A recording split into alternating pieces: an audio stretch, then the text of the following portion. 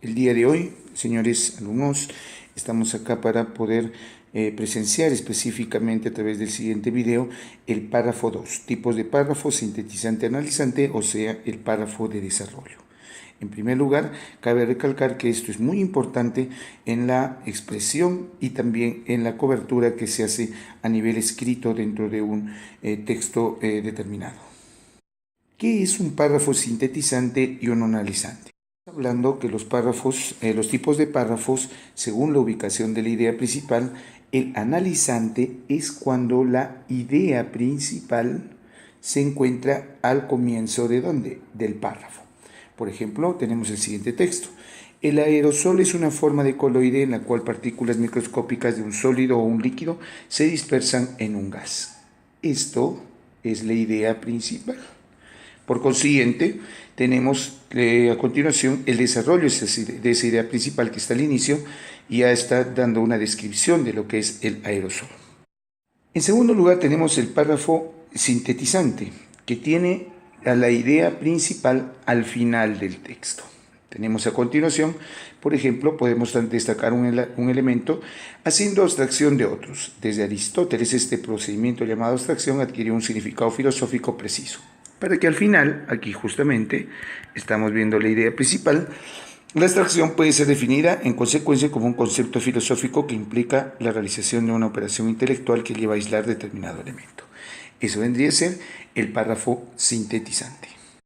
A continuación tenemos el texto paralelo, cuando todas las ideas, ojo, o son ideas secundarias o todas son ideas principales. Entonces se debe deducir la información que se presenta. Por ejemplo, acá tenemos, algunas de las células bacterianas más pequeñas tienen forma cilíndrica de menos de una micra de una micra formativa. En el extremo se encuentran las células nerviosas, corpúsculos de forma compleja con numerosas prolongaciones. Para finalizar, casi todas las células vegetales tienen entre 20 y 30 UM de longitud. Entonces, si vemos una idea secundaria 1, idea secundaria 2, idea secundaria 3 e idea secundaria 4. Entonces, la estructura de las células es diversa según el tipo el que se trace. Esa sería la idea principal. A continuación tenemos cuando la idea principal está centrada. Dejando entonces, ¿cuándo es centrada? Cuando la idea principal se encuentra justamente aquí en el centro. ¿Estamos de acuerdo? Se inicia con ideas secundarias, se continúa con una idea principal y para finalizar se tienen otras ideas secundarias que van a tratar el tema. Por ejemplo, la libertad suele ser denominada libertad individual. El término se vincula al de la soberanía de un país en su vertiente de la libertad. Es por eso que acá tenemos la definición justamente en esta parte, la idea principal, definirse la libertad como la capacidad de autodeterminación de la voluntad que permite a los seres humanos actuar como deseen. Después hay una explicación, dice, aunque desde estas perspectivas tradicionales la libertad puede ser civil o política, el concepto moderno incluye un conjunto general de derechos individuales. Vamos ahora con la idea principal encuadrada. Aquí, por ejemplo, vamos a ver que la idea principal está uno al comienzo y después hay un conjunto de ideas secundarias y por último está al final. Por ejemplo, acá tenemos, se entiende por la libertad aquella capacidad de autodeterminación de la voluntad que permite a los seres humanos actuar como deseen. Esto vendría a ser la primera idea principal.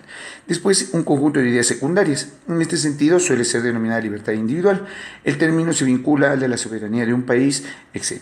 Aunque desde esta perspectiva tradicional, la libertad puede ser civil o política. Para finalizar con una idea principal al final, se conserva aquella parte esencial de su definición que afirma que es la autonomía de la voluntad a partir de la cual el hombre actúa como mejor le venga en gana. Continuamos. Tipos de párrafos según su función. Anteriormente habíamos hablado del párrafo de introducción. ¿Para qué sirve el párrafo de introducción? Específicamente sirve de contexto para la presentación de ¿quién? Del tema. Entonces vamos a tener que tener una contextualización del tema, una presentación del tema y la anticipación del que se trata en el desarrollo. La introducción, como se inicia en el texto, primero hemos dicho que tiene que tener una contextualización del tema. Justamente es el contexto, una anécdota, un interrogante, etc. Segundo, la presentación explícita del tema que va a dar a conocer de qué se trata. Y por último, la anticipación o anuncio que se desarrolla en el cuerpo del texto, que es un brevísimo comentario de lo que se va a tratar. Ejemplo. Acá tenemos, por ejemplo, una contextualización tipo anécdota. Alberto ve una película de Camboys y se siente feliz. Matías, en cambio, prefiere evitarlas. Sucede que los cerebros de dos personas reaccionan de manera diferente y generan distintas emociones. A continuación se explicará cuál es el papel del cerebro en la generación de las emociones. Si vemos entonces, en primer lugar, esta parte que está en rojo va a ser la contextualización. ¿Estamos de acuerdo? Segundo lugar, acá tenemos en la parte del medio, está justamente la parte donde se está presentando el tema, es la presentación del tema. ¿Estamos de acuerdo? Presentación del tema. Y por último, está aquí en la parte final, la llamada anticipación. Tipos. También, por ejemplo, hay una presentación del tipo contextualización tipo contexto. Cada 14 de febrero se celebra el Día de la Amistad, pero los que predominan son los festejos por el Día de los Enamorados. En esta fecha las canciones de amor se escuchan en todas las radios. Contextualización tipo contexto. Presentación del tema viene a continuación. Sin embargo, las relaciones de pareja son más complejas de lo que se piensa y quienes se encuentran con esta realidad son los adolescentes. Son ellos quienes experimentan muchas frustraciones por tener problemas en sus relaciones amorosas, que vendría a ser la anticipación. Seguidamente se aplicará dos posibles motivos de la frustración. Párrafo de desarrollo. Justamente este tema sirve para plasmar coherentemente las ideas, teniendo en cuenta el tema, la idea principal y las ideas secundarias. Tenemos, por ejemplo, un ejemplo de párrafo de desarrollo. El título, como vemos acá, el título, la libertad como autonomía de la voluntad humana. De ahí viene la idea principal, que es justamente la que está acá en rojo. Se entiende por libertad aquella capacidad de autodeterminación de la voluntad que permite a los seres humanos actuar como deseen. Y por último están, miren, acá conectores, ya, acá hay otros conectores, igualdad, entonces se va a tratar acá justamente otro conector. En términos se vincula, dice, de soberanía de un país en su vertiente de libertad nacional. Desde esta perspectiva tradicional, la libertad puede ser civil o política. El concepto moderno incluye un conjunto general de hechos individuales como la igualdad de oportunidades o el derecho a la educación. Acá hay un conector de conclusión. Se conserva su definición histórica, que conserva aquella parte esencial que afirme que es la autonomía de la voluntad, es decir, lo que se denomina libertad individual. Párrafo de conclusión. Por último tenemos el párrafo de conclusión, que es el que cierra la redacción del texto y permite sintetizar el contenido, redondear las ideas y ofrecer un buen final y ofrecer la resolución del problema. La conclusión tiene en primer lugar un recuento de las ideas principales, es una síntesis de lo más relevante y termina con una reflexión final. Generalmente es un comentario, opinión o juicio frente a las. Tenemos, por ejemplo, un ejemplo de conclusión, importancia del agua para el ser humano. Acá te dice, por ejemplo, síntesis. Acá está justamente.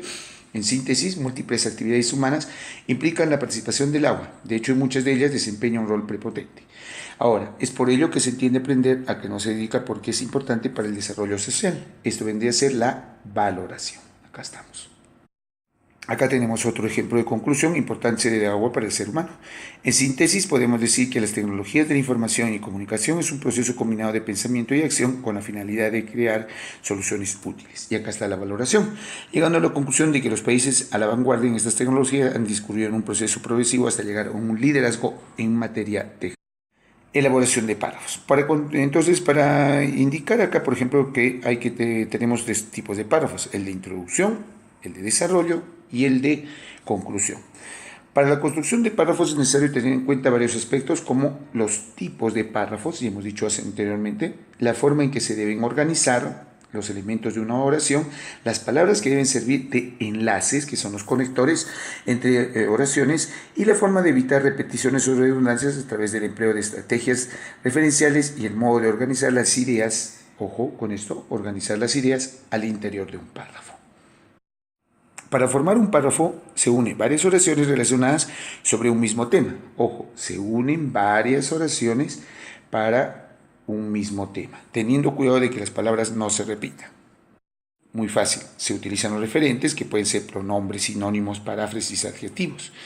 Se hace a modo de anáfora, catáfora o elipsis, y hemos visto que es una anáfora, una catáfora o una elipsis, y se amplía la información que se ha dado en el texto. El piloto de un avión dispone de muchos aparatos. Algunos de los aparatos con que cuenta el piloto de un avión se llaman contadores. Los aparatos llamados contadores funcionan constantemente y ayudan al piloto a controlar el avión, sobre todo de noche o en la niebla. Uno de los contadores del que dispone el piloto se llama altímetro. El altímetro con que cuenta el piloto indica al piloto a qué altura va la nave que pilotea el piloto. El piloto también dispone de otro contador llamado velocímetro. El velocímetro con que cuenta el piloto señala al principio la velocidad con que vuela la nave que pilotea el piloto. Entonces, ¿qué tiene el piloto? Tiene muchos aparatos a su disposición para poder realizar una buena faena. Entonces, ¿qué problemas se repiten en el texto? La palabra piloto y otras palabras. Evitar, ¿ya? Si reemplazamos unas palabras y omitimos otras, elipsis, quedará un texto claro y legible. Por ejemplo, el piloto de un avión dispone de muchos aparatos llamados contadores, que funcionan constantemente y ayudan a controlar el avión, sobre todo de noche o en la niebla. Uno de ellos se llama altímetro e indica a qué altura va la nave, al otro se le denomina velocímetro, que señala la velocidad del vuelo. Si vemos acá este coma, vamos a tener que entonces va a omitir alguna palabra llamada elipsis. Además de los referentes, se necesita también de conectores lógicos.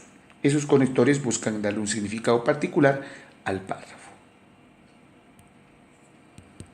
Muy bien, eso es todo por el día de hoy. Espero de que el video sea de su agrado.